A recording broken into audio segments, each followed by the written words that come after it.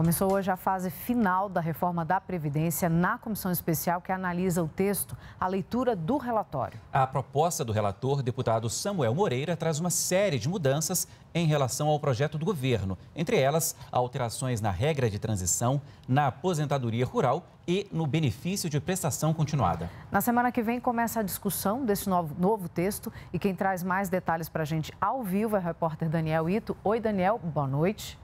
Boa noite, Catiúcia. Boa noite, Paulo. É você que nos assiste. Essa reunião de hoje estava marcada para as 9h30 da manhã, mas houve um atraso porque houve uma série de articulações feitas hoje pela manhã aqui na Câmara dos Deputados.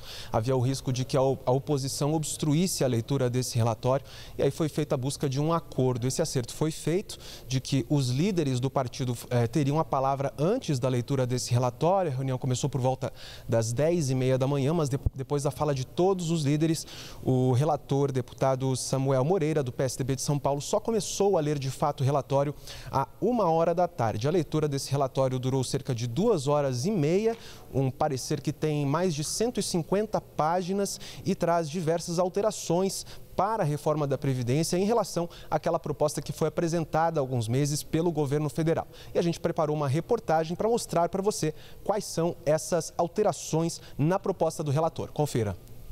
O texto do relator, deputado Samuel Moreira, tem 114 páginas, além dos anexos. São 157 ao todo. O relatório manteve a regra geral proposta pelo governo. A idade mínima de 65 anos para os homens e 62 para as mulheres. Já o tempo mínimo de contribuição muda. No relatório, ele ficou em 20 anos para os homens e 15 para as mulheres. A proposta do governo era de 20 anos para todos.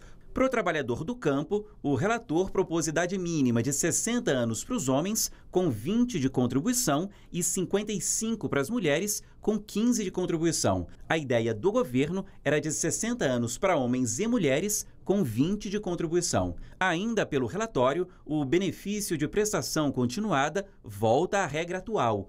Um salário mínimo a partir dos 65 anos para idosos em condição de miséria. O governo queria um salário mínimo só a partir dos 70. Entre 60 e 69, o valor seria de R$ 400. Para o professor, o relator fixou 60 anos para os homens, com 20 de contribuição, e 57 para as mulheres, com 15 de contribuição. A sugestão do governo era de 60 anos para homens e mulheres, com 20 de contribuição.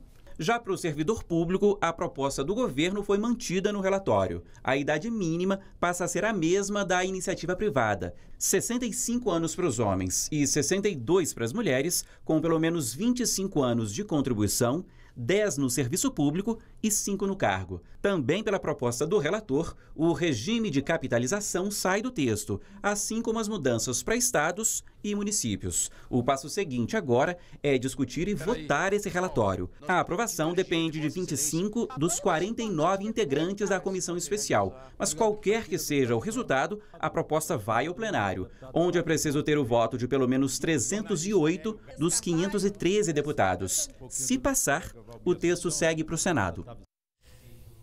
Bom, e ainda segundo o relator da proposta, deputado Samuel Moreira, esse parecer prevê uma economia na Previdência de 1.130 bilhões de reais, que é o somatório dos 913 bilhões da redução de custos, mais 217 bilhões do aumento das receitas na Previdência. Após a leitura do parecer, como já havia sido acordado entre os deputados, houve um pedido de vista coletivo para que todos os integrantes da comissão tivessem tempo para analisar o texto, apreciar o texto. Esse pedido de vista vai durar 2 sessões, no caso, sexta-feira e segunda-feira. Provavelmente na terça-feira, na reunião da comissão, vão começar os debates sobre esse parecer que foi lido hoje pelo relator da reforma da Previdência aqui na comissão especial. E todos os inscritos, os deputados que se inscreverem, vão ter direito a falar durante esses debates. Isso também faz parte do acordo. O presidente da comissão, deputado Marcelo Ramos, ainda não marcou a data da votação da reforma da Previdência na comissão especial. Bom, e após a leitura desse parecer hoje aqui na comissão da Câmara dos Deputados, tanto o relator quanto outros deputados se manifestaram a respeito dessa proposta e a gente tem aí mais uma reportagem mostrando essa repercussão para você. Confira. O relator da reforma da Previdência, deputado Samuel Moreira, diz que agora o trabalho é para que haja um entendimento com os deputados em relação ao texto. Ele não descarta alterações para melhorar o relatório. Eu ouvi muitos parlamentares. Agora, eu não acerto tudo, eu fiz o que eu pude. Ele está bem consistente para esse momento. Agora, ele vai ser submetido àqueles que têm força para deliberar, que foram constituídos pelo voto, que são os deputados. Eu não tenho dúvida de que a proposta do deputado Samuel Moreira ela traz a quase que perfeita calibragem da matéria, garantindo uma potência fiscal na casa de R$1 trilhão e, ao mesmo tempo, preservando as pessoas mais humildes. Para o governo, a proposta foi aperfeiçoada, mas é importante que seja feita uma negociação para incluir de volta estados e municípios na reforma da Previdência. Nós entendemos que há o problema político, que foi inclusive colocado pelos líderes que ontem falaram à imprensa, e eu espero, torço, vamos trabalhar também nesse sentido para que haja uma confluência, haja um desfecho favorável nessa negociação e que os governadores possam apresentar o voto das suas respectivas bancadas para que eles integrem o texto definitivo. Sem uma data para a votação do relatório, o trabalho dos líderes do governo vai ser tentar agilizar discussões na comissão e garantir votos. Mas a oposição promete debater bastante e fazer mudanças. Eu acho que o relatório melhorou, mas a grande crítica que nós fizemos à proposta é o fato de que a maior parte dos impactos previstos desse 1 trilhão e 200 bilhões faz recair sobre o regime geral. Por essa razão, a tendência nossa, se não evoluir numa mediação, numa negociação até o momento da votação na comissão, a tendência do PSB será votar contrário. Nós estamos lutando para conseguir quórum amanhã e na segunda-feira, de maneira que na terça a gente consiga fazer a discussão, terça, quarta e quinta.